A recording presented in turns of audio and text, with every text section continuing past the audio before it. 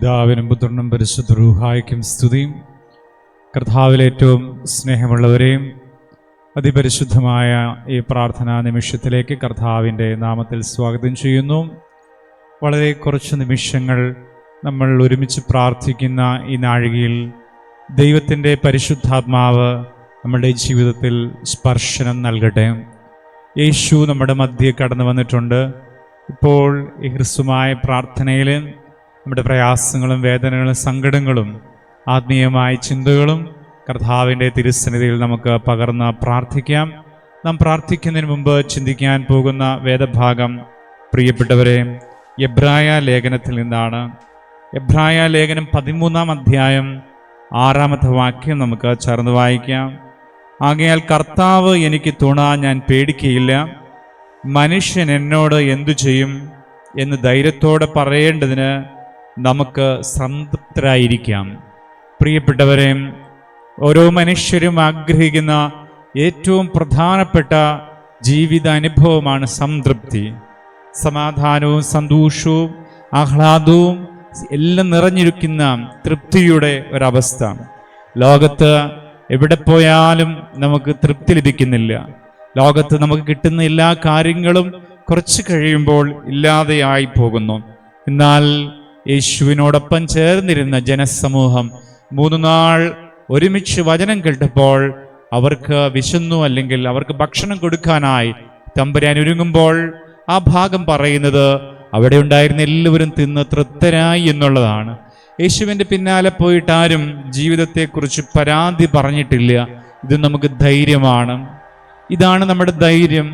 നാം പ്രാർത്ഥിക്കുന്നവർ, വചനം കേൾക്കുന്നവർ, ദൈവത്തിൽ ആശ്രയിക്കുന്നവർ പറയണം, കർത്താവ് എനിക്ക് തുണ.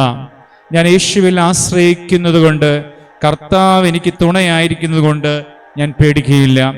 ഭയപ്പാടും നിരാശയും സങ്കടമുള്ളവരെയും യേശുക്രിസ്തു നമ്മുടെ ഭയം മാറ്റിത്തരുന്നു, പേടി മാറ്റിത്തരുന്നു.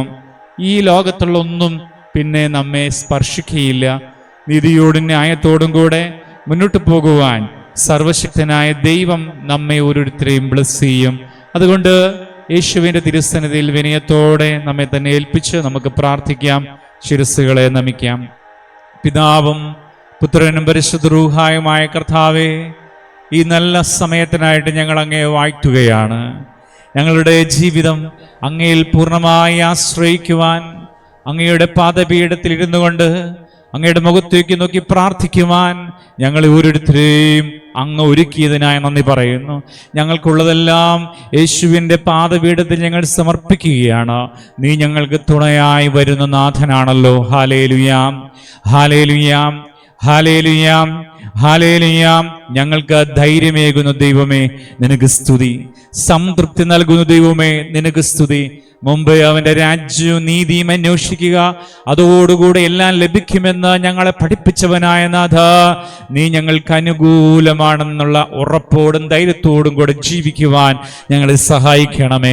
അങ്ങ് ശിഷ്യന്മാരോടൊപ്പം പടകിലുണ്ടായിരുന്നപ്പോൾ വന്ന കാറ്റും കോളിനെയും അങ്ങ് ശാന്തമാക്കിയതുപോലെ നീ ഞങ്ങൾക്ക് തുണയായി നിൽക്കുന്നത് കണ്ടുകൊണ്ട് നിന്നെ വാഴ്ത്തുവാനും നിന്നെ ആരാധിക്കുവാനും നിന്നെ സ്തോത്രം ചെയ്യുവാനും ദൈവമേ നീ ഞങ്ങളെ ഭയമില്ലാത്തവരാക്കി ദൈവാരാധനയിൽ ബന്ധിപ്പിക്കണമേ. കർത്താവേ, ഞങ്ങളുടെ ഭാരങ്ങളും പ്രയാസങ്ങളും അങ്ങയുടെ കരങ്ങളിൽ സമർപ്പിച്ച് പ്രാർത്ഥിക്കുന്നു. ഞങ്ങളുടെ ആവശ്യങ്ങൾ അങ്ങയുടെ കരങ്ങളിൽ സമർപ്പിക്കുന്നു. രോഗികളായ ഞങ്ങളുടെ ആളുകളുടെ മേലെ യേശുവേ അങ്ങ് സൗഖ്യം വ്യാപരിപ്പിക്കണമേ. രോഗാത്മാക്കളെ കർത്താവ് എടുത്തു മാറ്റണമേ. വഴിയാത്രയോടുകൂടെ ദൈവം ഇരിക്കണമേ. തോറ്റുപോകാൻ ദൈവം അനുവദിക്കരുതേ. ഞങ്ങളുടെ തലമുറയെ ദൈവം വാഴ്ത്തണമേ. തമ്പുരാനെ പറ്റി അമ്മയുടെ സകല സ്ലീഹന്മാരുടെയും പ്രത്യേക മോർത്തോമാ സ്ലീഹായുടെയും മോർ ബാസിലിയോസ് ബാവായുടെയും മധ്യസ്ഥതയാൽ ഈ ശുശ്രൂഷയും കൂട്ടായ്മയും വചനം കേട്ട് പ്രാർത്ഥിക്കുന്ന ജനസമൂഹവും അനുഗ്രഹിക്കപ്പെടുവാൻ ഞങ്ങൾ അങ്ങയുടെ തിരുസന്നിധിയിൽ സമർപ്പിക്കുന്നു. ഞങ്ങളെ ശുശ്രൂഷിച്ചവരോടും ഞങ്ങളിന്ന് വാങ്ങിപ്പോയവരോട് ഒരുമിച്ച് കർത്താവിനെ വാഴ്ത്തുമ്പോൾ നീ ഞങ്ങളെ അനുഗ്രഹിച്ച് കൃപയ്ക്ക് നന്ദി പറയുന്നു. പിതാവിൻ്റെയും പുത്രൻ്റെയും പരിശുദ്ധ റൂഹായുടെയും നാമത്തിൽ തന്നെ ആമീൻ. കർത്താവിൽ സ്നേഹമുള്ളവരെയും, എല്ലാ ദിവസവും വൈകുന്നേരം 8:30 മണി മുതൽ 1 മണിക്കൂറുള്ള ഈ യൂട്യൂബ് ചാനലിലെ പ്രാർത്ഥനയിൽ എല്ലാവരും സംയോജിക്കുക.